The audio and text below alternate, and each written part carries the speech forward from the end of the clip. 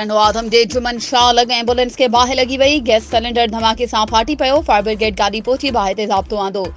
को बि जानी नुक़सान न थियो। ड्राइवर मुजिज़ाने तौर ते महफ़ूज़ रहियो। रिपोर्ट मूजिब टंडे आदम जे लतीफ़ गेट खां जुमन शाह रोड ते फलाही तंज़ीम जी एम्बुलेंस गाॾी खे बाहि वकोड़े वई, जंहिं बाद गैस सिलेंडर धमाके सां फाटी पियो। एम्बुलेंस मुकमल तौर ते सड़ी वई। मुजिज़ाने तौर ते ड्राइवर मोहम्मद अली महफ़ूज़ रहियो। वाक़े वारे हंधि म्यूनिसिपल कमेटी जी फायर ब्रिगेड अमले पहुची बाहि ते ज़ाब्तो आंदो। हादसे सबब को बि जानी नुक़सान न थियो। ड्राइवर मोहम्मद अली मीडिया सां ॻाल्हाईंदे चयो त उन लॻी पाणी पीअण लाइ लथसि, ॿीहर गाॾी स्टार्ट कई त गाॾी खे बाहि वकोड़े वई, जंहिं बाद गैस सिलेंडर पिणु धमाके सां फाटी पियो।